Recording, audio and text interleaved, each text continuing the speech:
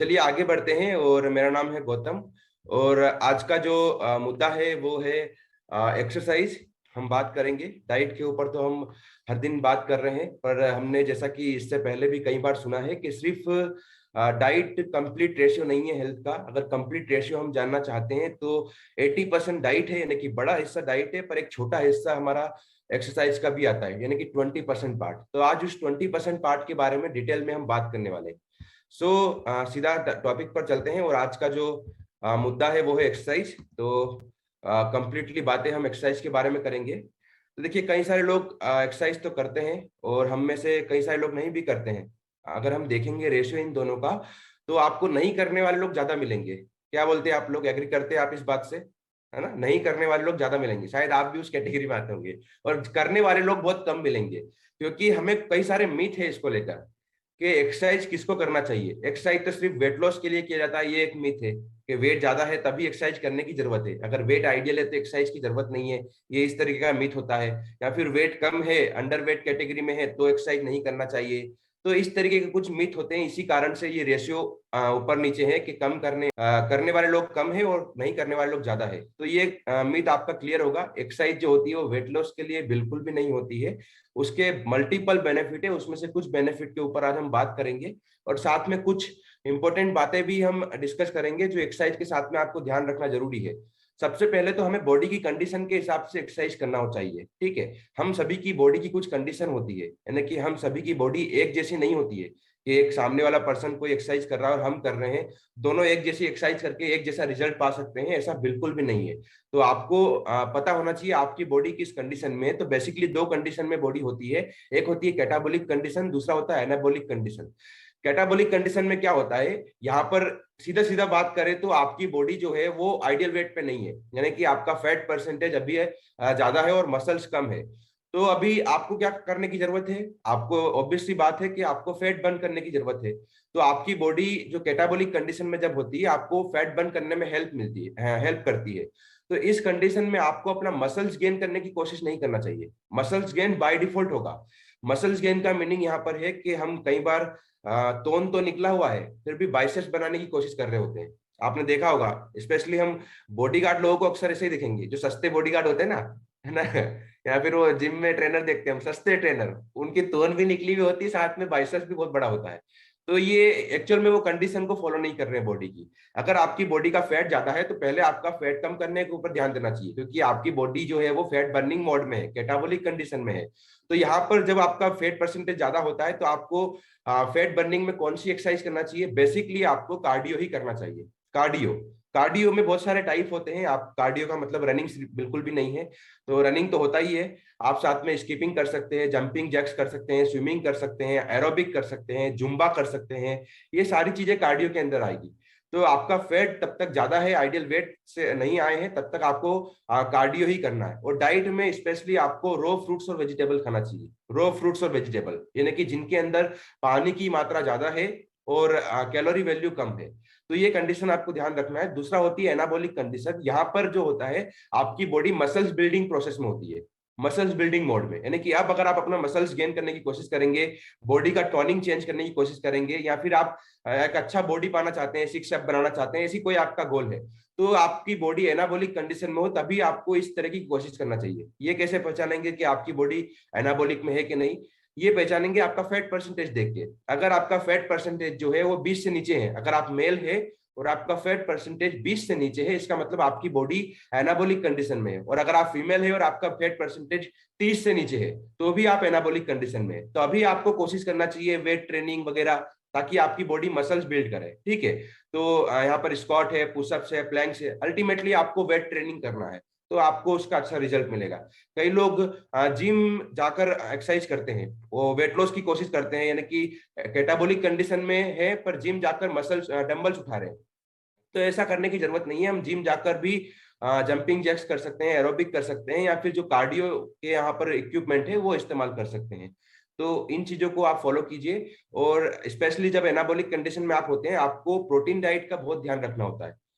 सारे न्यूट्रिशन चाहिए बैलेंस मात्रा में, पर स्पेशली प्रोटीन चाहिए, क्योंकि मसल्स का जो मेन खुराक होता है वो प्रोटीन होता है। जैसे हड्डियों के लिए हमने सुन रखा है कि कैल्शियम जरूरी होता है ना, इम्यूनिटी के लिए विटामिन सी और जिंक जैसे कुछ मिनरल्स जरूरी होते हैं, वैसे ही हमारे मसल्स के लिए प्रोटीन बहुत जरूरी होता है। तो आप जब भी एक्सरसाइज कर रहे हैं या फिर आप मसल्स गेन करना चाहते हैं तो आपका अपना प्रोटीन डाइट बढ़ाना होगा, तो इस पर आप फोकस करें। और जब आप वर्कआउट करना स्टार्ट करेंगे, आपको कुछ चीजें उसके पहले और उसके साथ में और उसके बाद में ध्यान रखना बहुत जरूरी है, नहीं तो वर्कआउट के फायदे की जगह हम नुकसान उठा लेंगे। और आप देखते हैं कई लोगों को होता भी है, वो लोग वर्कआउट स्टार्ट करते हैं, उनको कमजोरी आ जाती है, वो चक्कर आ जाता है, कहीं भी गिर जाते हैं, ऐसी प्रॉब्लम आ जाते हैं, या फिर बॉडी में इतना पेन बना रहता है हमेशा कि वो लंबे समय तक उसको कर नहीं पाते हैं। पर एक्चुअल में वर्कआउट से पेन नहीं होता, बल्कि पेन से रिलीफ मिलता है। शुरुआती 1-2 हफ्ता आपको जरूर होगा, क्योंकि आपने सडनली स्टार्ट किया है, तो आपके मसल्स ब्रेक डाउन हुए हैं आपको, तो वो वापस से रिकवर होगा और आपको कंफर्टेबल होगा। तो क्या ध्यान रखना होता है, सबसे पहले प्री वर्कआउट मील, यानी कि आप वर्कआउट के लिए जब आप जा रहे हैं तो आपको कुछ खाकर जाना है, ताकि आपकी बॉडी जो है वो आपको एनर्जी दे। पहली चीज, एनर्जी आपको कहाँ से मिलती है? एनर्जी आपको फूड से मिलती है, कैलोरी से मिलती है, ठीक है। तो जिनका वेट ज्यादा है उनकी बॉडी में कैलोरी ऑलरेडी फैट के रूप में स्टोर है, यानी कि आपका वजन अगर आइडियल वेट से ज्यादा है तो आपकी बॉडी में जो एनर्जी है वो ऑलरेडी स्टोर है फैट के रूप में, उसी से तो वजन ज्यादा है। तो आपको प्री वर्कआउट मील की जरूरत नहीं है, आप सिर्फ पानी पीकर, अफ्रेश पीकर या फिर कोई भी एनर्जी ड्रिंक पीकर वर्कआउट के लिए जा सकते हैं। पर जिनका वजन आइडियल है या वजन जरूरत से ज्यादा कम है, अंडरवेट कैटेगरी में है, तो उनको प्री वर्कआउट मील लेना बहुत जरूरी है। प्री वर्कआउट मील में क्या ले सकते हैं हम? कुछ भी सिंगल फ्रूट्स ले सकते हैं, या फिर कुछ 4-5 बादाम यानी कि ड्राई फ्रूट्स ले सकते हैं, ऐसा कोई भी आइटम हम ले सकते हैं, स्प्राउट ले सकते हैं। और ये आधा घंटा पहले मिनिमम लेना है हमें, 1 घंटे से आधा घंटा पहला हमें ये लेना है प्री वर्कआउट मील, तभी वो डाइजेस्ट होके हमें एनर्जी देना स्टार्ट करेगा। कई लोग ये गलती करते हैं कि वो जिम जा रहे हैं या वर्कआउट करने के लिए जा रहे हैं, गाड़ी पे बैठकर वो खाते हैं केला और फिर वर्कआउट के लिए लग जाते हैं, यानी कि 5 मिनट 2 मिनट पहले। तो ये बहुत गलत कॉन्सेप्ट है, इससे आपको फायदा नहीं बल्कि नुकसान होगा। वो खाना डाइजेस्ट होकर एनर्जी तो आपको दे ही नहीं पा रहा है, बल्कि वो खाना आपकी बॉडी में बर्डन होगा जब आप एक्सरसाइज करेंगे। तो इस चीज का खास ध्यान रखें कि लगभग प्री वर्कआउट मील आपका 30 मिनट से 60 मिनट पहले होना चाहिए, मिनिमम आपको ध्यान रखना है। डिपेंड कर रहे हैं आप क्या खा रहे हैं उसके ऊपर, अगर आप फ्रूट्स खाते हैं तो आपको आधा घंटा पहले भी चलेगा। पर अगर आप कार्बोहाइड्रेट खा रहे हैं, यानी कि आप कोई अनाज खा रहे हैं, ड्राई फ्रूट्स खा रहे हैं या फिर कोई अंकुरित चीजें खा रहे हैं, तो 1 घंटा पहले खाना है, तभी वो आपको एनर्जी दे पाएगा। तो इस चीज का आप खास ध्यान रखें। और वार्म अप भी करें एक्सरसाइज के पहले। जैसे हम जब भी हम हमारी 2 व्हीलर 4 व्हीलर को घर से लेके निकलते हैं तो हम उसको डायरेक्ट जो है वो उसकी टॉप स्पीड में नहीं लेते हैं, जितनी हमें जरूरत है 80-100 स्पीड नहीं, उसको हम शुरुआत वहीं से करते हैं, 5-10-20 से। तो वैसे ही आप अपनी बॉडी को भी डायरेक्ट कार्डियो पे ना लेके जाए, यानी कि डायरेक्ट आपको रनिंग करने के लिए नहीं जाना है, डायरेक्ट स्विमिंग करने के लिए नहीं जाना है, उसके पहले वार्म अप करना बहुत जरूरी है। नहीं तो आपकी बॉडी को नुकसान हो सकता है, आपके मसल्स जो है वो गलत तरीके से ब्रेक हो जाएंगे, वापस बिल्ड नहीं हो पाएंगे। तो आपको पहले वार्म अप करना बहुत जरूरी है। कितनी देर? सिर्फ 5 मिनट। 5 मिनट वार्म अप से काम हो जाएगा आपका। सेकंड चीज, ड्यूरिंग वर्कआउट भी आपको कुछ चीजें ध्यान देना होता है, नहीं कि वर्कआउट के साथ में सबसे पहले आपको अपनी बॉडी को हाइड्रेट रखने के लिए पानी पीना बहुत जरूरी है, ठीक है। वर्कआउट करते समय हम पसीना बहाते हैं और ब्रीद आउट हमारा फास्ट होता है, तो क्या होता है, हमारा पानी जो है बॉडी से लॉस होता है, बॉडी डिहाइड्रेट होती है। तो बॉडी को पानी देना बहुत जरूरी है, इससे आपका स्ट्रेंथ गेन होगा। अगर आप पानी नहीं देंगे तो स्ट्रेंथ आपका गेन नहीं हो पाएगा, इसीलिए आप वर्कआउट का स्ट्रेंथ अपना बढ़ा नहीं पाएंगे। 2 साल से करते आ रहे, पर आज 1 साल पहले 2 साल पहले भी आपका 1 घंटा ही स्ट्रेंथ था, आज भी इतना ही है। 1 घंटे से ऊपर बिल्कुल नहीं कर पाते, क्योंकि ये छोटी मोटी गलतियां हम कर देते हैं। तो पानी पीने से आपका स्ट्रेंथ गेन होगा। कितना पानी पीना चाहिए? हर 5 मिनट में आपको 1 घूंट पानी पीना है। साइंस के अकॉर्डिंग बात करें तो 1 घंटे के वर्कआउट के साथ में आपको मिनिमम लगभग 1 लीटर पानी पी लेना चाहिए। पर इतना अभी आप पी नहीं पाएंगे अगर आपको आदत नहीं है। 1 घूंट पानी पिए हर 5 मिनट में, चाहे आप रनिंग कर रहे हैं, जिम कर रहे हैं, कुछ भी कर रहे हैं। साथ में आपको वर्कआउट के ब्रीदिंग टेक्निक का ध्यान रखना बहुत जरूरी है। आपका ब्रीदिंग ब्रीद आउट प्रॉपरली होना चाहिए, वहां पर आपको कंजूसी नहीं करना है, छोटा छोटा सांस नहीं लेना है जैसा हम नॉर्मली लेते हैं। अभी हम नॉर्मल है तो हम छोटी छोटी सांस लेंगे, और जब हम वर्कआउट कर रहे होते हैं, जब हमें ध्यान रख के जानबूझकर लंबी लंबी सांस लेना बहुत जरूरी है, ताकि ऑक्सीजन जो है वो हर एक बॉडी के कोने तक पहुंचे, ब्लड सर्कुलेशन प्रॉपर रहे, तभी तो हमें एनर्जी मिलेगी वर्कआउट करने के लिए। और हमेशा आपको क्या करना है, नाक से सांस लेना है और मुंह से छोड़ना है जब आप वर्कआउट कर रहे होते हैं, ये बहुत जरूरी है। इस टेक्निक को आप फॉलो करें। पोस्ट वर्कआउट मील भी बहुत जरूरी है, यानी कि एक्सरसाइज करने के बाद में आपको पोस्ट वर्कआउट मील यानी कि हाई प्रोटीन डाइट लेना बहुत जरूरी है, क्योंकि आपके मसल्स जो ब्रेक डाउन किए हैं आपने, उनको बिल्ड प्रोटीन ही करेगा, उनका मेन खुराक है। तो आपको हाई प्रोटीन डाइट लेना है। कब तक लेना है? आधे घंटे के अंदर, आधे घंटे से लेट नहीं करना है। 8:30 बजे वर्कआउट फिनिश हुआ, 9 बजे के पहले पहले आपको पोस्ट वर्कआउट मील ले लेना है। सबसे बेस्ट पोस्ट वर्कआउट मील क्या है? हमारा फ्यूल बेस्ट है, सबसे बेस्ट है। अगर आप वर्कआउट करते हैं तो फ्यूल लीजिए उसके बाद में। सेकेंड, आप क्या कर सकते हैं, आपको स्ट्रेचिंग करना भी बहुत जरूरी है, यानी कि पोस्ट वर्कआउट मील के पहले स्ट्रेचिंग कीजिए थोड़ा सा, ताकि आपको पेन ना बना रहे बॉडी में। अगर पेन बना रहेगा तो कल हमें फिर से मोटिवेशन नहीं मिलेगा एक्सरसाइज करने के लिए। तो आपको स्ट्रेचिंग करना बहुत जरूरी है। 5 मिनट का स्ट्रेचिंग करें, 5 मिनट का वार्म अप करें और 15 से 20 मिनट वर्कआउट करें। आधा घंटा इनफ है हमारे लिए, ठीक है। तो ये बात है, इसको आप फॉलो करें। सेकेंड जो है, अगर आप करते हैं ऐसा, ये चीजें आपको कब तक करना है, हफ्ते में अगर आप 5 दिन भी करते हैं ना, 5 से 6 दिन भी, तो भी इनफ है। ये रेगुलर की क्वांटिटी में आएगा, यानी कि रेगुलर में ये काउंट होगा। इसका मतलब ये नहीं कि आपको 7 के 7 ही दिन करना है। 5 दिन भी आप करेंगे तो ये रेगुलर में होगा, और इतना ही चाहिए। बल्कि 1 या 2 दिन तो हफ्ते में रेस्ट भी चाहिए, अगर आप प्रॉपर वर्कआउट करते हैं, ठीक है, ताकि बॉडी डीप में रिकवरी कर पाए, ठीक है। तो इस चीज का आप खास ध्यान रखें।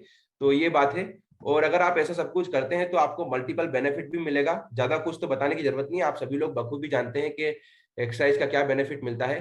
तो ये शॉर्ट में मैं चीजें बताता हूँ। सबसे पहले आपकी हार्ट अटैक का रिस्क कम हो जाएगा। हार्ट अटैक, आप जानते हैं कि आज दुनिया में दूसरे नंबर पर है मौत का सबसे बड़ा कारण, यानी कि दुनिया में जितने भी लोग मरते हैं उसमें से हार्ट अटैक दूसरे नंबर पर आता है। कैंसर फर्स्ट नंबर पे आता है, हार्ट अटैक दूसरे नंबर पे आता है। तो ऐसी बड़ी रिस्क से आप बच सकते हैं अगर आप डेली बेसिस पे वर्कआउट करते हैं, ठीक है। और आपके वेट को भी मेंटेन करने में हेल्प मिलेगा आपको, अगर आप वर्कआउट करते रहेंगे, डेली बेसिस पे एक्सरसाइज करेंगे।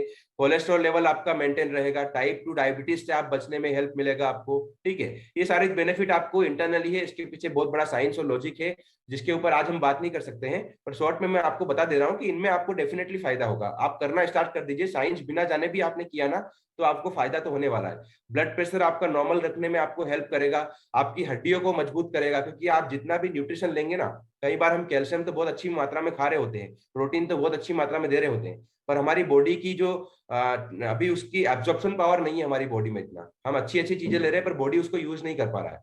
तो एक्सरसाइज करने से आपका एब्जॉर्प्शन पावर बढ़ेगा। जो भी आप चीजें लेंगे वो बॉडी उसको 100% यूटिलाइज कर पाएगी। तो आप फ्यूल ले रहे हैं अच्छी मात्रा में, आप डाइट पे ध्यान दे रहे हैं, फिर भी हड्डियों में पेन बना है, क्योंकि अभी आपकी बॉडी उसको यूज नहीं कर पा रही प्रॉपरली।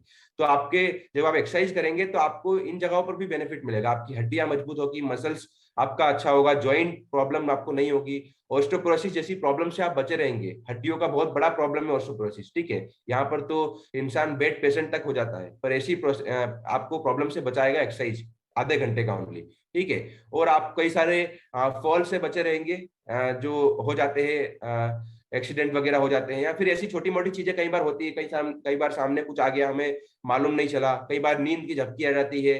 तो ऐसे सडनली जो चीजें हो जाती है हमारे साथ में, ऐसी चीजों से हम बचे रहेंगे अगर हम एक्सरसाइज करेंगे, क्योंकि हमारे अंदर जो अलर्टनेस है वो बहुत बढ़िया रहेगा, अलर्टनेस, ठीक है। उसके बाद में है आपको जो बेड रेस्ट वगैरह होता है, ठीक है, उनमें हेल्प मिलेगा। यानी कि कई बार हम इतने हॉस्पिटलाइज हो जाते हैं, प्रॉब्लम बढ़ जाती है और हॉस्पिटलाइज होना पड़ता है, हमें बेड पेशेंट बनना पड़ता है। पर ऐसी प्रॉब्लम से आप बचे रहेंगे। छोटी मोटी जो समस्या होती है उनकी रिकवरी जल्दी होगी। कई बार जैसे सर्दी, आपने देखा होगा, बुखार भी ठीक करने में हफ्तों लग जाते हैं। 7 दिन का बेड रेस्ट करना पड़ गया है छोटी सी बुखार के लिए, क्योंकि आपकी बॉडी इतनी मजबूत नहीं है ना। जब आप एक्सरसाइज करेंगे रेगुलरली तो आपकी बॉडी की जो कैपेसिटी है वो बहुत बढ़िया रहेगी। तो सर्दी खांसी होगा तो सभी को, पर आप उस सर्दी खांसी से 2 से 3 दिन में रिकवर कर पाएंगे अपने आप को। तो ऐसी छोटी मोटी समस्याएं आपके लिए बहुत वो बढ़िया करेगा एक्सरसाइज। साथ में आपको बेटर फीलिंग देगा, एनर्जी लेवल बहुत बढ़िया रहेगा, आपका मूड अच्छा रहेगा, आपको रिलैक्सेशन फील होगा, आपकी नींद बहुत ही गजब होगी। कई लोगों को नींद का चैलेंजेस आता है, रात को नींद नहीं आती है क्योंकि बॉडी में थकान ही नहीं है। नींद कब आएगा? आप मजदूर से जाके पूछिए, कोई मजदूर आपको ऐसा नहीं मिलेगा जिसको नींद का प्रॉब्लम होगा। वो बच्चे की तरह सोता है, उसको कहीं भी सुला दो, उसको पत्थर पे सुला दो, उसको मिट्टी पे सुला दो, उसको चटाई पे सुला दो, वो तुरंत जाते ही सो जाएगा, क्योंकि उसके अंदर थकान है। अभी आप सोचिए, हम ऐसा क्या काम कर रहे हैं जिससे हमारी बॉडी में थकान हो, और बिना थकान के तो बॉस नींद आएगा नहीं, क्योंकि नींद होता है रिकवरी के लिए। किस चीज की रिकवरी? जो थकान हुई है, मसल्स ब्रेकडाउन हुए हैं। तो आपको थोड़ा बहुत एक्सरसाइज करने से नींद में बहुत फायदा मिलेगा। तो आप में से जितने भी लोगों को नींद का प्रॉब्लम है, आप आज ही से स्टार्ट कर दीजिए एक्सरसाइज करना, उसका फायदा आपको होगा। और कुछ माइंड के लेवल पर भी बेनिफिट मिलेगा, यानी कि सिर्फ फिजिकल हेल्थ में ही बेनिफिट नहीं मिलता है हमारी एक्सरसाइज से, माइंड लेवल पर भी बहुत सारे बेनिफिट मिलते हैं। आपकी थॉट प्रोसेस जो है वो बहुत बढ़िया होगी। नेगेटिव थॉट अगर आते हैं, स्ट्रेस वगैरह होता है, तो वो कम होगा आपका। टेंशन लेना आप कम करेंगे, रिलैक्सेशन आप फील करेंगे, ठीक है। पॉजिटिव थॉट आना स्टार्ट होगा आपकी बॉडी में, क्योंकि एक्सरसाइज करने से हैप्पी हार्मोन रिलीज होता है, पॉजिटिव हार्मोन रिलीज होता है, इंडोर्फिन जैसे, ऑक्सीटोसिन जैसे, डोपामिन जैसे। तो ये हॉर्मोन्स क्या करेंगे, आपको पॉजिटिविटी देंगे, आपको अपनी हेल्थ के ऊपर ध्यान देने में और अच्छा अच्छा करने में, ये सारी चीजों में हेल्प करेगा। ठीक है, उसके बाद में आपको कई सारे सोशल कॉन्टेक्ट की आपको पास अपॉर्चुनिटी बढ़ जाती है, यानी कि आपका जो रिलेशन है वो और बढ़ जाता है कई लोगों में। जैसे मैं बात करूँ, आप एक्सरसाइज करने के लिए कहाँ जाएंगे? वैसे तो बेसिकली घर में बहुत कम लोग करते हैं। आप जिम जाएंगे, आप गार्डन जाएंगे, आप वॉक करने के लिए जाएंगे, छत पे जाएंगे, तो जनरली हमारा किसी ना किसी से मिलना होगा। और जो गार्डन में लोग मिलेंगे और जो जिम में लोग मिलेंगे, मैं आपको यकीन दिला सकता हूँ, जो मार्केट में एक गुमटी के सामने लोग मिलते हैं, एक दुकान के सामने मिलते हैं, उनसे कई गुना ज्यादा अच्छी क्वालिटी वाले लोग होंगे ये, जो आपको गार्डन में मिलेंगे और जिम में मिलेंगे। तो अब जब आप ऐसी कुछ एक्टिविटी करना स्टार्ट करेंगे तो आपका सोशल कॉन्टेक्ट जो है वो बढ़ेगा और अच्छे लोगों के बीच में बढ़ेगा। और अच्छे लोगों के बीच में जब सोशल कॉन्टेक्ट बढ़ेगा तो बुरी संगति ऑटोमेटिकली कम होने लगेगी। हमें पता भी नहीं होता कि हम कैसी संगत में है, क्योंकि वो तो हमारी संगत होती है ना, उससे तो हमें बहुत प्यार होता है, प्रेम होता है।